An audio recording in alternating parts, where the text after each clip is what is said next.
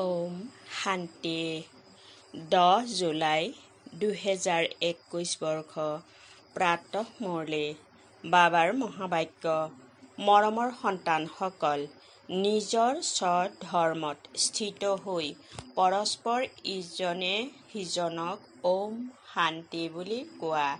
এয়াও ইজনে সিজনৰ প্ৰতি সন্মান প্ৰদৰ্শন কৰা হয়।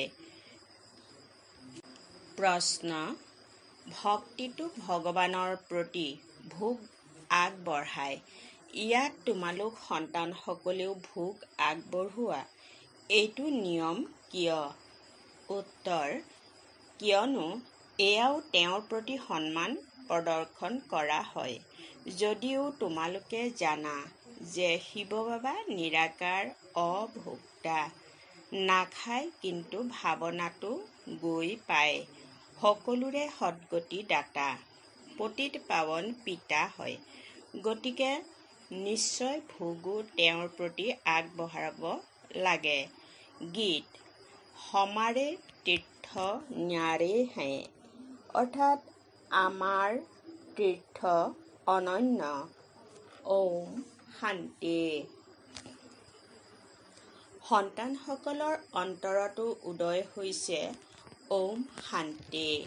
যেনেকৈ কাৰোবাক নমস্কাৰ বুলি কোৱা হয়, তেতিয়া তেওঁ সঁহাৰি জনাই কয় নমস্কাৰ। ইয়াত পিতাই ক'লে ওম শান্তি। গতিকে সকলো সন্তানৰ এওঁৰ আত্মা সহিত সকলোৰে অন্তৰত উদয় হ'ব ওম শান্তি, অৰ্থাৎ মই আত্মা শান্ত স্বৰূপ হওঁ। সঁহাৰিটো জনাব লাগে, নহয় জানো? এয়া সঁহাৰি জনোৱা হ'ল, নহয় জানো? আন কোনেও অৰ্থ সহিত এনেকৈ ক'ব নোৱাৰে। পিতা জ্ঞান সূৰ্যও কয় ওম শান্তি। জ্ঞান চন্দ্ৰমায়ো কয় ওম শান্তি। জ্ঞান তৰায়ো কয় ওম শান্তি। তৰাৰ ভিতৰত সকলো আহি গ'ল। এতিয়া তোমালোক সন্তানসকলে নিজৰ স্বধৰ্মৰ বিষয়ে গম পাইছা যে আমি শান্তিস্বৰূপ আৰু শান্তিধামৰ নিবাসী হওঁ। এইটো তোমালোকৰ নিশ্চয় হৈছে। ভালদৰে তোমালোকে আত্মাক জানা, যথাযথ কোৱাও হয় মহান আত্মা, পাপ আত্মা। আত্মাইহে এটা শৰীৰ ত্যাগ কৰি অন্য এটা লয়, কিন্তু আত্মাৰ যথাৰ্থ পৰিচয় কাৰো নাই। আমি আত্মা ইমান সূক্ষ্ম, 84 জন্মৰ ভূমিকা পালন কৰে। এয়া তোমালোকেও গম পোৱা নাছিলা আৰু কোনেও নাজানেও। এতিয়া তোমালোক সন্তানসকল সন্মুখত বহি আছা। পিতাক নিজৰ কৰি লোৱা। সন্তানসকলে পিতাক নিজৰ কৰি লয় উত্তৰাধিকাৰ ল'বলৈ। তোমালোক সন্তানসকলে জানা, আমাৰ অৰ্থাৎ আত্মাসকলৰ বেহদৰ অৰ্থাৎ অসীমৰ পিতাৰ এই ব্ৰহ্মাৰ শৰীৰত আগমন হৈছে। ব্ৰহ্মাৰ শৰীৰত আহি আদি সনাতন দেৱী দেৱতা ধৰ্ম প্ৰতিষ্ঠা কৰে। কল্প পূৰ্বেও আদি সনাতন দেৱী দেৱতা ধৰ্ম অৰ্থাৎ সূৰ্যবংশী ৰাজধানী স্থাপন হৈছিল। এই স্থাপনাৰ কাৰ্য কল্পই কল্পই পিতাইহে কৰে, যাক ভগৱান বুলি কোৱা হয়।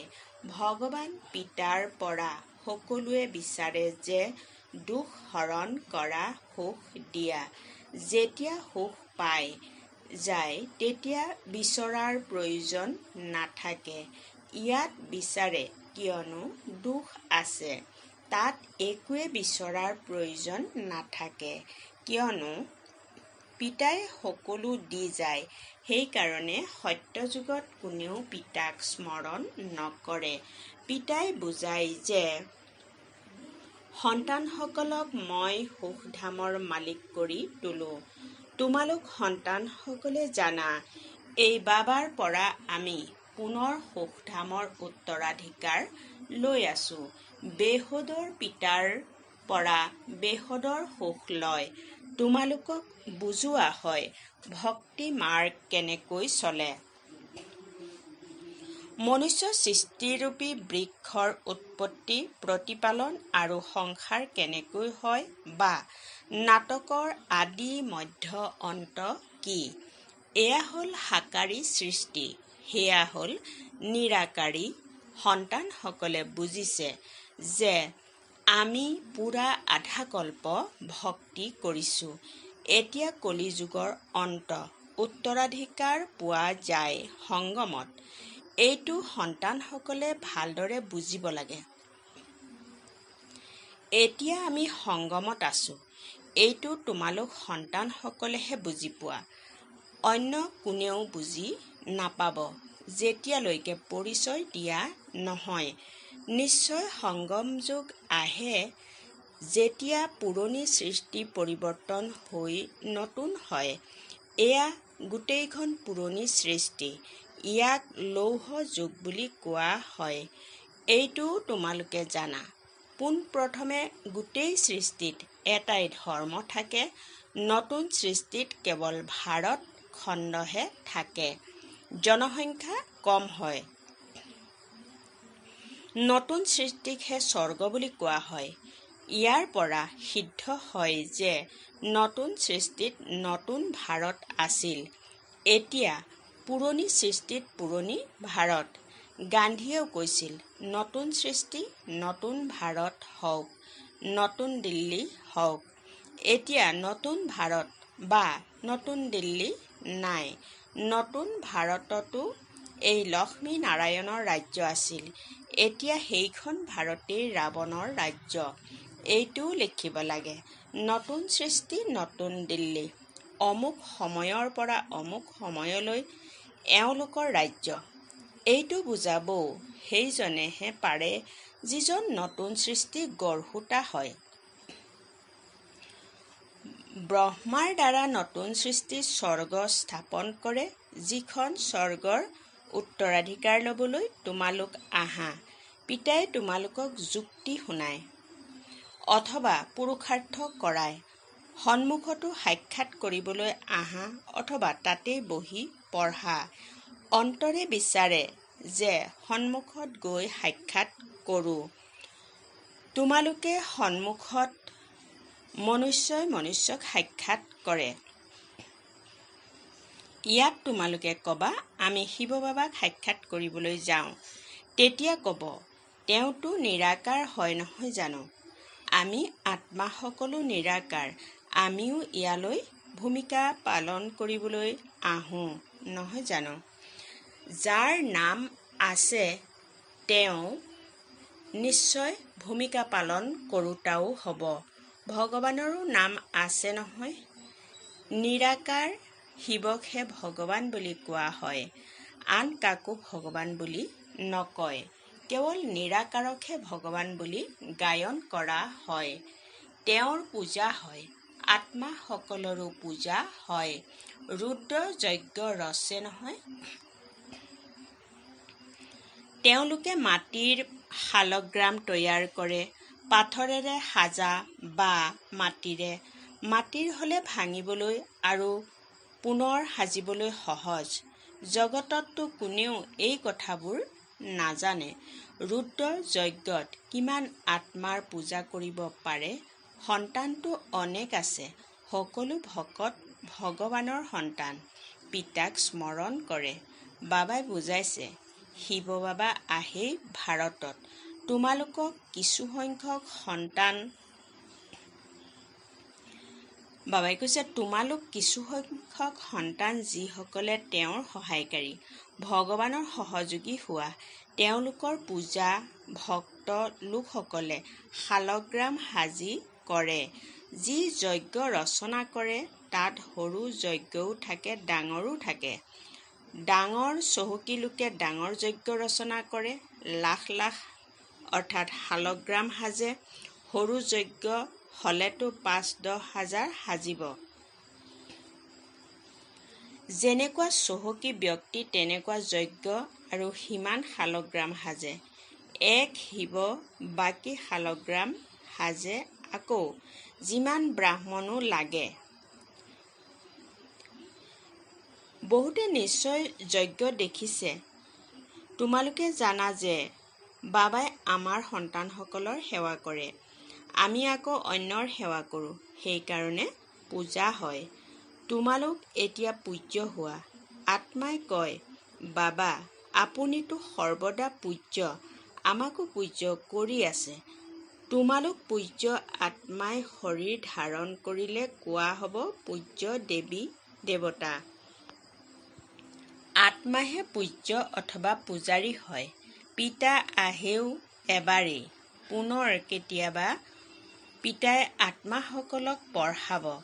এয়া নহয়েই। আত্মাইহে শুনে।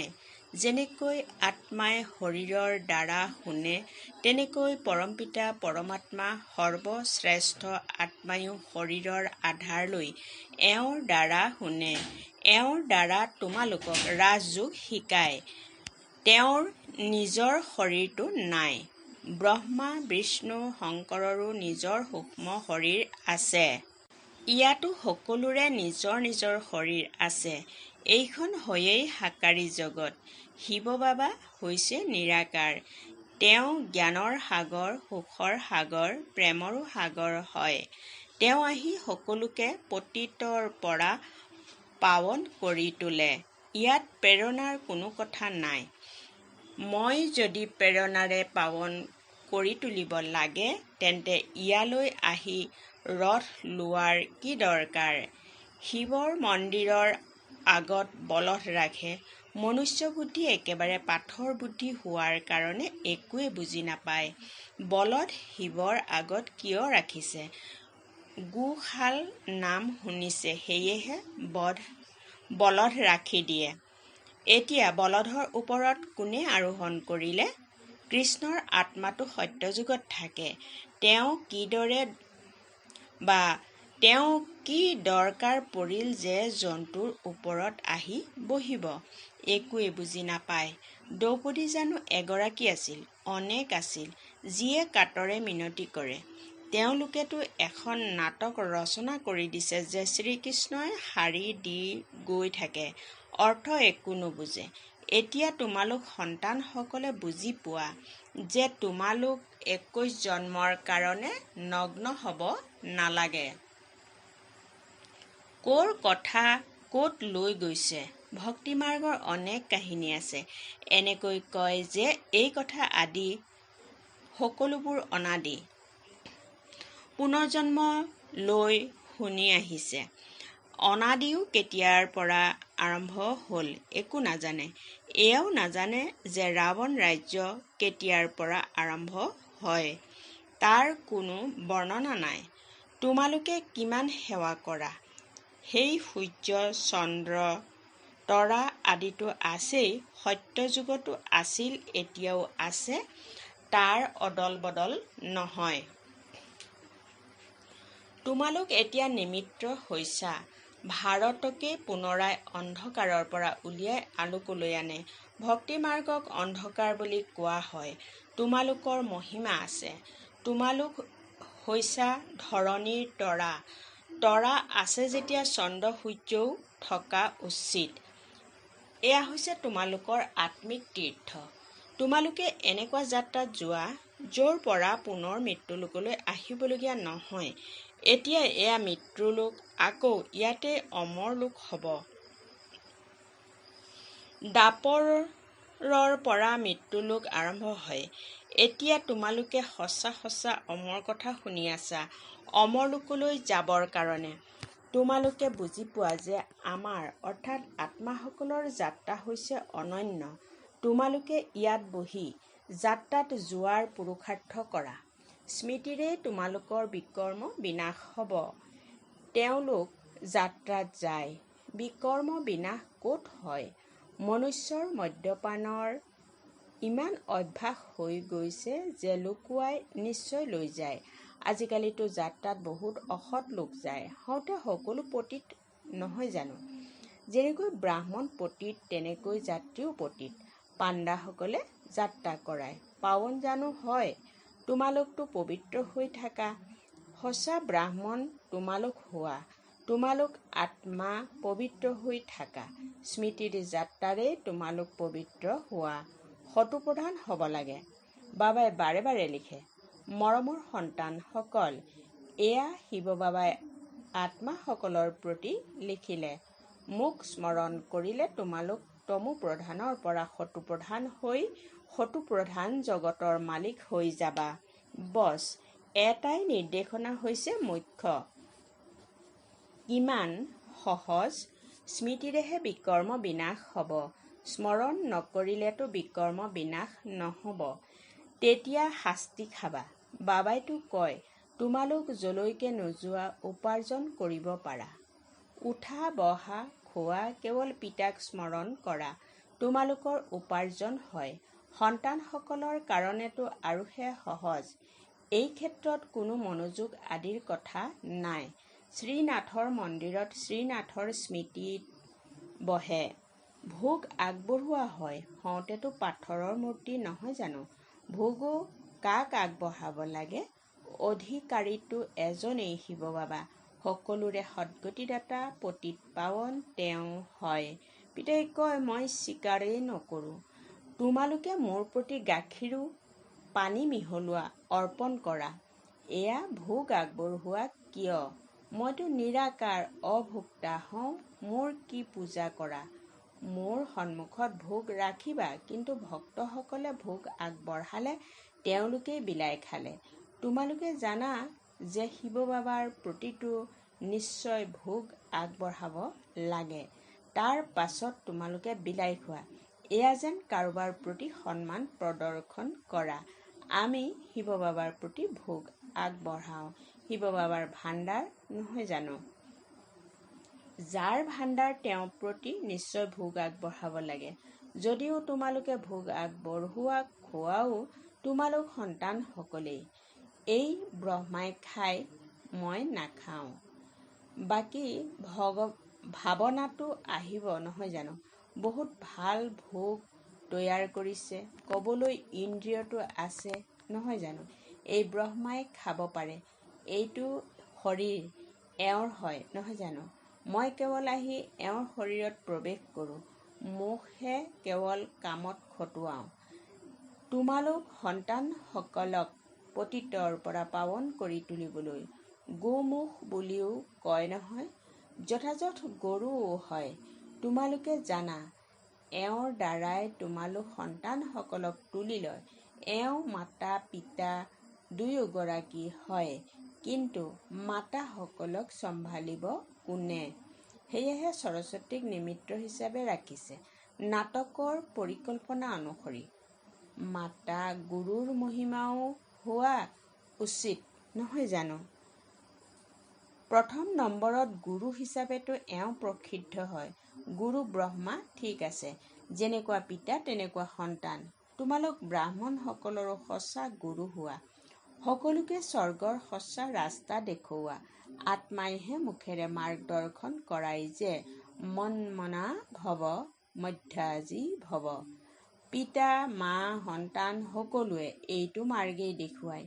ইয়াত তোমালোক সন্মুখত বহি আছা, স্মৃতি থাকে। আকৌ ঘৰলৈ গ'লে তেতিয়া বহুত সন্তানে পাহৰি যায়। ইয়াত আনন্দিত হোৱা। বাবাৰ ওচৰলৈ আহিছোঁ। বাবাই কয়, স্বদৰ্শন চক্ৰধাৰী হৈ এইটো যুক্তি শুনোৱা যে মুক্তিধাম, পিতাক আৰু উত্তৰাধিকাৰক স্মৰণ কৰা। ভাল বাৰু। অতি মৰমৰ কল্পৰ পাছত পুনৰাই লগ পোৱা সন্তানসকলৰ প্ৰতি মাতা পিতা বাপ দাদাৰ স্নেহপূৰ্ণ স্মৰণ আৰু সুপ্ৰভাত। আত্মিক পিতাৰ আত্মিক সন্তানসকলক নমস্কাৰ। ধাৰণাৰ বাবে মুখ্য সাৰ। নম্বৰ 1, পৰস্পৰ ইজনে সিজনক বা পিতাক যথাৰ্থ সন্মান প্ৰদৰ্শন কৰিব লাগে। পিতা যদিও অভোক্তা, তেওঁ যাৰ ভাণ্ডাৰৰ পৰা প্ৰতিপালন হয়, তেওঁক প্ৰথমে স্বীকাৰ নিশ্চয় কৰাব লাগে। নম্বৰ 2, পূজনীয় হ'বৰ কাৰণে পৰমাত্মাৰ সহায়কাৰী হ'ব লাগে। পিতাৰ সৈতে সেৱাত সহায়কাৰী হ'ব লাগে। যেতিয়া আত্মা আৰু শৰীৰ দুয়োটা পাৱন হ'ব তেতিয়া পূজা হ'ব। বৰদান: নিজক দায়িত্বশীল বুলি বুজি প্ৰতিটো কৰ্ম যথাৰ্থ বিধিৰে কৰোঁতা সম্পূৰ্ণ সিদ্ধিস্বৰূপ হোৱা। এই সময়ত তোমালোক সংগমযোগী শ্ৰেষ্ঠ আত্মাসকলৰ প্ৰতিটো শ্ৰেষ্ঠ কৰ্ম গোটেই কল্পৰ কাৰণে বিধান হৈ আছে। গতিকে নিজক বিধানৰ ৰচয়িতা বুলি বুজি প্ৰতিটো কৰ্ম কৰা। ইয়াৰ দ্বাৰা অৱহেলা স্বতঃ সমাপ্ত হৈ যাব। সংগম যুগত আমি বিধানৰ ৰচয়িতা দায়িত্বশীল আত্মা হওঁ। এইটো নিশ্চয়েৰে প্ৰতিটো কৰ্ম কৰা, তেতিয়া যথাৰ্থ বিধিৰে কৰা কৰ্মৰ সম্পূৰ্ণ সিদ্ধি অৱশ্যে প্ৰাপ্তি হ'ব। শ্লোগান: সৰ্বশক্তিমান পিতা লগত থাকিলে মায়া কাগজৰ বাঘ হৈ যাব। ওম শান্তি।